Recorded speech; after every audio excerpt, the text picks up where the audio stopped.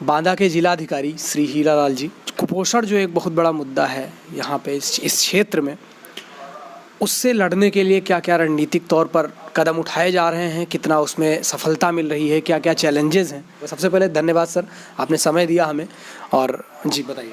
मैं जब अपनी बैठकों में कहीं भी बात करता था, भाषण देता था, चर्चा करता था, तो मैं कहता था कि यहाँ बहुत सारे मुद्दे हैं। जैसे यहाँ पानी की एक बहुत बड़ी समस्या है, अन्ना प्रथा की एक बहुत बड़ी समस्या है, यहाँ एक कुपोषण की भी समस्या है, लेकिन लोगों को पता नहीं है।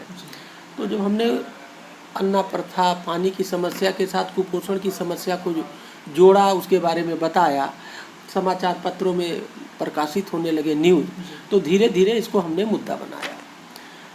एक तरफ तो मुद्दा बनाने पे काम किया हमने, दूसरी तरफ इससे लड़ा कैसे जाए, इसको दूर कैसे किया जाए, इस पर रणनीति बनाई। तो जो नरैनी का पायलट प्रोजेक्ट हुआ था, वो हमारे लिए एक बेस का काम किया। और जब मुझे ये लगा कि ये प्रोजेक्ट अच्छा बन गया, तो हमने लागू करने पे बात शुरू करी।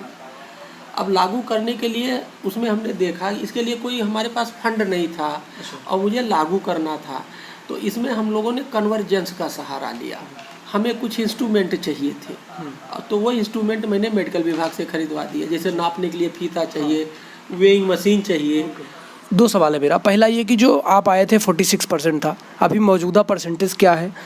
और अगला सवाल ये कि जो झाड़ फूक और सारी चीज़ें जो लोगों के मन में हैं, या सेंटर तक नहीं आते, आंगनबाड़ी सेंटर तक, या और सारी चीज़ें जो है, तो मतलब क्या बड़ी समस्याएं क्या आ रही हैं ग्राउंड पे, जीरो पे काम करने पे, ग्राउंड जीरो पे? ये दो बातें। देखिए, मैं आपको बता दूं, इसका अभी हम कोई बहुत एग्जैक्ट डेटा आपको नहीं बता सकते कि ये कितना परसेंट रिडक्शन हुआ, रेड्यूस कुछ हुआ है? हाँ, बिल्कुल रिड्यूस हुआ है।